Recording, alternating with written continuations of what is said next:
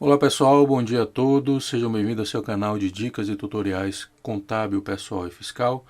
Também quero desejar um bom dia à galera aí que escuta o podcast monofásico, porque esse áudio também vai para eles, certo? A galera aí do nosso escritório, os nossos colaboradores, os nossos clientes e parceiros também vão estar escutando esse áudio aí no podcast, ok? Bom, pessoal, a gente vai falar aqui hoje, dia 24/3, sobre a medida provisória que saiu no dia 22 de março. Alexandre, 2 dias depois você está falando sobre a medida provisória, por que não falou no dia, por que não falou no dia seguinte? Porque a gente sabia que ia ter mudanças, pessoal. É uma medida provisória que saiu e uma das determinações dessa medida provisória não estava favorecendo ao trabalhador, vamos dizer assim, certo? Estava dando mais privilégios, mais vantagens para o empregador. Simplesmente deixar o trabalhador em casa por 4 meses e não remunerar ele nesses 4 meses. É uma das cláusulas dessa medida provisória que já foi revogada, certo? Houve a revogação. Eu estou no site aqui do planalto.gov.br, certo? Que é o local onde eu achei já a revogação, certo? Do parágrafo 18, se eu não me engano, dessa medida provisória. E a gente vai dar uma passada rapidinho aqui na medida provisória. A galera aí do podcast monofásico, não se preocupe que eu vou deixar esse link aí para vocês também. E vocês vão poder ver aí a medida provisória já revogada. E o que houve, né, com relação a essa revogação? O que o governo colocou no lugar? Por enquanto, nada. Simplesmente revogou essa parte da medida provisória. Então aqui, ó, medida provisória número 927, 22 de março de 2020, dispõe sobre as medidas trabalhistas para enfrentamento do estado de calamidade pública, reconhecido pelo decreto legislativo número 6 de 20 de março de 2020 e da emergência de saúde pública de importância internacional decorrente do coronavírus Covid-19 e de outras providências, certo? Eu não vou ler o texto todo aqui, certo? Todos os parágrafos, vou ler somente os principais, ok? Essa medida ficou conhecida como das alternativas trabalhistas para enfrentamento do estado de calamidade pública e emergência de saúde pública, que a gente já leu, né, de importância internacional decorrente do coronavírus. Ficou conhecida como esse nome. Vou ler o artigo primeiro aqui, vou ler. Esta medida provisória dispõe sobre as medidas trabalhistas que poderão ser adotadas pelos empregadores para a preservação do empregado e da renda e para o enfrentamento do estado de calamidade pública reconhecido pelo decreto, que a gente já leu aqui, e da emergência de saúde pública de importância internacional. Então, a medida poderão ser adotadas pelos empregadores para a preservação do emprego e da renda, certo? Empregadores fiquem ligados nisso, preservação do emprego e da renda. Bora ler aqui um pouquinho mais. Artigo 3º. Para enfrentamento dos efeitos econômicos decorrentes do estado de calamidade pública e para a preservação do emprego e da renda, poderão ser adotadas pelos empregadores, dentre outras, as seguintes medidas: o teletrabalho, a antecipação de férias individuais, a concessão de férias coletivas, o aproveitamento e a antecipação de feriados, banco de horas, a suspensão de exigências administrativas em segurança de saúde do trabalho, o direcionamento do trabalhador para qualificação e o deferimento do reconhecimento do fundo de garantia por tempo de serviço. Esse número 7 aqui, o direcionamento do trabalhador para qualificação, isso aqui foi um dos que foi revogado lá no parágrafo 18, certo?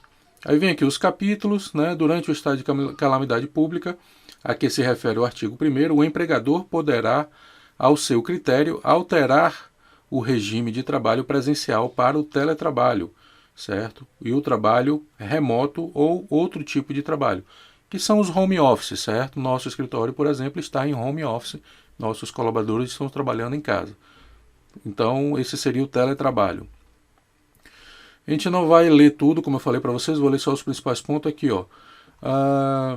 Da antecipação das férias individuais, certo? Durante o estado de calamidade pública, a que se refere o artigo 1º, o empregador informará ao empregado sobre a antecipação de suas férias com antecedência de, no mínimo, 48 horas, por escrito ou por meio eletrônico, com a indicação de período a ser gozado pelo empregado. Então, pessoal, ó, o aviso de férias ele não foi extinto, certo? O aviso de férias hoje é com 30 dias. Você tem que avisar 30 dias antes que o funcionário vai entrar de férias, que é para ele poder se programar, se for fazer alguma viagem e tal. Aí só que esse aviso agora foi mudado para 48 horas. Durante esse período aí, né, do enfrentamento do coronavírus, o aviso de férias foi mudado para 48 horas. Então fique ligado nisso, certo? Você não pode avisar o funcionário que ele vai entrar de férias hoje e colocar ele de férias. Você vai avisar ele hoje para ele sair de férias daqui a 48 horas. Ok? Não poderão ser gozadas em períodos inferiores a 5 dias corridos. Mesma coisa, mesma regra que já existe. O funcionário não pode ter menos de 5 dias de férias. Tem que ser a partir de 5 dias. 5 dias, 10 dias, 15 dias. Vocês vão determinar aí.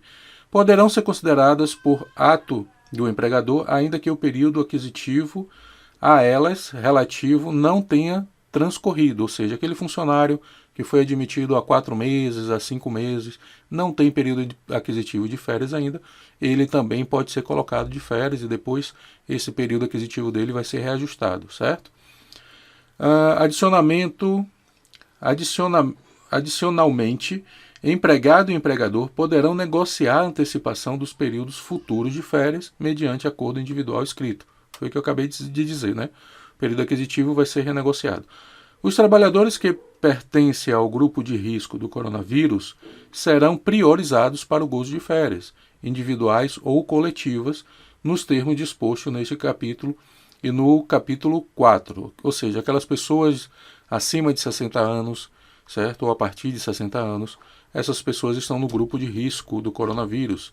Pessoas hipertensas, pessoas cardíacas, pessoas com diabetes, essas são pessoas que estão na prioridade referente ao coronavírus, certo? Então essas pessoas têm prioridade na questão das férias. Vou dar uma saltada aqui, pessoal, porque a gente já está passando aqui no tempo. A concessão de férias coletivas, aqui fala que não precisa mais avisar ao Ministério do Trabalho ou ao sindicato referente às férias coletivas. Você pode já determinar essas férias, seguindo as regras anteriores também, né, avisando com 48 horas ao funcionário que ele vai entrar de férias. Ok? Banco de horas, se pode fazer banco de horas, suspensão da exigência administrativa de segurança e saúde do trabalho, ou seja, o SST, não vai ser exigido nesse período também. Aqui, ó, artigo 18, certo? Artigo 18 dessa medida provisória do direcionamento do trabalhador para a qualificação. Isso aqui foi revogado. Quando vocês acessarem o link aí que eu vou mandar para vocês, vocês vão ver que está todo riscado esse texto, porque ele já foi revogado, né? Tudo aqui foi revogado. E não colocaram nada no local desse artigo 18 até agora, certo? Eu não encontrei em local nenhum um texto que veio substituir esse artigo 18, que veio dar uma solução para isso. Não tem, certo? Diferimento do recolhimento do fundo do FGTS, para a gente finalizar aqui, certo? Porque o nosso tempo aqui já está chegando no final. É o seguinte, fica suspensa a exigibilidade do recolhimento do FGTS pelos empregadores referente às competências de março, abril e maio. A mesma coisa que aconteceu com o Simples Nacional, certo? Simples Nacional, o governo disse que o recolhimento de março, abril e maio vai ser lá para outubro, novembro e dezembro. Foi jogado para o final do ano. Então, nesses meses do final do ano, você vai ter 2 simples para pagar se você tiver faturamento nesses meses de março, abril e maio. Ainda que seja pouco, lá no final você vai ter 2 simples para pagar. Então aqui, ó, parágrafo único, os empregadores poderão fazer o uso da prerrogativa prevista no caput independente do número de empregados, do regime de tributação, da natureza jurídica, do ramo de atividade econômica. O recolhimento das competências de março, abril e maio de 2020, referente ao FGTS, poderá ser realizado de forma parcelada, sem a incidência da atualização da multa e dos encargos previstos no artigo 22 da Lei número 8.036, de 11 de maio de 1990. Ou seja, pode ser parcelado esse FGTS desses meses, certo? Sem juros e sem multa, certo? O pagamento das obrigações referentes às competências mencionadas será quitado em até 6 parcelas mensais com vencimento no 7º dia útil de cada mês a partir de julho, certo? Então, o FGTS de março, abril e maio, você pode parcelar ele se quiser, certo? A depender do valor, você parcela ou não.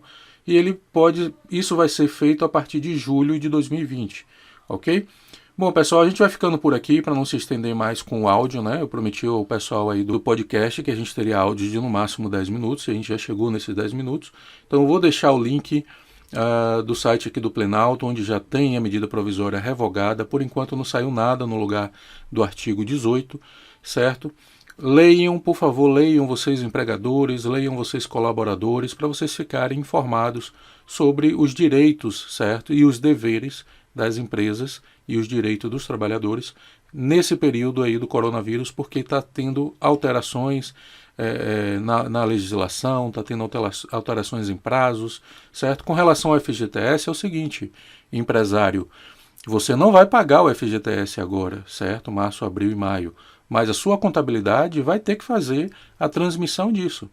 Ok? A gente vai ter que transmitir os FGTS de março, abril e maio quando a gente fechar a sua folha, certo? Mas isso só vai ser pago até de forma parcelada, se você quiser, lá para julho, como disse aqui o artigo, ok? Então a gente vai ficando por aqui, fiquem com Deus, uma boa semana para vocês. Qualquer dúvida, sua contabilidade, Razão Consultoria está à sua disposição. Obrigado por vocês terem ouvido a gente até aqui e até o próximo podcast e até o próximo vídeo aqui do canal Dicas e Tutoriais.